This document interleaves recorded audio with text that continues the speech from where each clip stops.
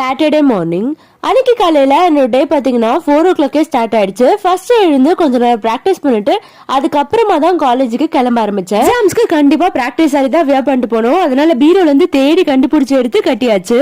அதே மாதிரி இந்த சாரி கட்டிட்டு கண்ணாடியில பார்க்கவும் எனக்கு என்னமோ திடீர்னு என் கண்ணுக்கு நான் பொண்ணாவே காணப்பட்டேன். ஹஸ்பண்ட கூட காமிச்சேன். அவங்க கூட கேட்டாங்க, என்னடி திடீர்னு பாக்குறதுக்கு பொண்ணா லட்சணமா என் கண்ணுக்கு தெரியறியே அப்படின்னு சொல்லி கிண்டல்லாம் பண்ணிட்டு இருந்தாங்க. நீங்க சொல்லுங்க கைஸ், இந்த சாரில நான் எப்படி காணப்படுறேன் அப்படின்னு. ரொம்ப நேரமா சாரி கட்டி கண்ணாடியில அழகு பார்த்தாச்சு. சரி போதும்னு காலேஜுக்கு கிளம்பி போயிட்டு எக்ஸாம்ஸ் எல்லாம் முடிச்சுட்டு ஈவினிங் மேல மாமியார் வீட்டுக்கு போயிட்டேன்.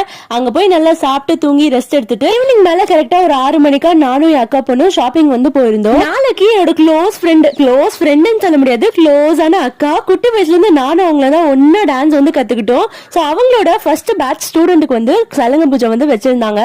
சோ அதுக்கு என்ன இன்வைட் பண்ணிருந்தாங்க. சோ அங்க போனோம்னா கொஞ்சம் ஸ்பெஷலா போகணும் இல்லையா, அதனால கொஞ்சம் ஷாப்பிங் போயிட்டு தோடு பொட்டு வளையல் கம்பல்னு எல்லாத்தையும் ஷாப்பிங் பண்ணிட்டு வீட்டுக்கு வந்தோம். வீட்டுக்கு வந்ததுக்கு அப்புறமா ஹஸ்பண்ட் நைட் ஷோ மூவி வந்து சத்தியம்ல புக் பண்ணிருந்தாங்க. அதனால மொத்த ஃபேமிலியும் கிளம்பி போயிட்டு நல்லா என்ஜாய் பண்ணலாம்னு பிளான் பண்ணியாச்சு. என்ன மூவின்னு பாத்தீங்கன்னா இந்த மரகத ராஜா அப்படின்னு விஷால் சாரோட மூவி. நல்லா தான் இருந்துச்சு. ரொம்ப வருஷத்துக்கு முன்னாடி எடுத்ததாமா, இப்போதான் வந்து ரிலீஸ் பண்ணிருக்காங்க. இதுல சந்தானம் சாரோட பழைய காமெடி எல்லாம் இருந்துச்சு. நல்லாவே சிரிச்சு ஃபேமிலியோட என்ஜாய் பண்ணிட்டு இருந்தோம். நைட் மூவி எல்லாம் முடிச்சிட்டு ரிட்டர்ன் வீட்டுக்கு வரும்போது கரெக்டா 2 மணி